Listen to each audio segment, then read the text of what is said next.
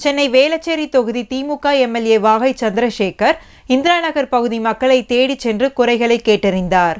சட்டசபை தேர்தலின் போது திமுக எம்எல்ஏக்கள் மக்களை தேடிச் சென்று குறைகளை கேட்டு அதன்படி நடவடிக்கை எடுக்க வலியுறுத்துவார்கள் என்று அக்கட்சியின் பொருளாளர் ஸ்டாலின் அறிவித்திருந்தார். அதன்படி வேளச்சேரி தொகுதி திமுக எம்எல்ஏ வாகை சந்திரசேகர் தனது தொகுதிக்கு உட்பட்ட இந்திரா நகர் பகுதிக்கு வியாழன் அன்று நேரில் சென்று மக்கள் குறை கேட்டார். அப்போது சாலை வசதி இல்லை என்றும் தெருக்களில் பாதாள சாக்கடை அடைப்பு ஏற்பட்டு சாலையில் கழிவுநீர் ஓடுவதாகவும் கூடுதல் ரேஷன் கடை அமைக்க வேண்டும் என்றும் பொதுமக்கள் கோரிக்கை விடுத்தனர். குறைகளை கேட்ட சந்திரசேகர் அதனை சரி செய்யும்படி அதிகாரிகளை கேட்டுக்கொண்டார். சாலை வசதி இல்லை, குடிநீர் வசதி இல்லை, ட்ரைனேஜ் ரொம்ப மோசமாக இருக்குது.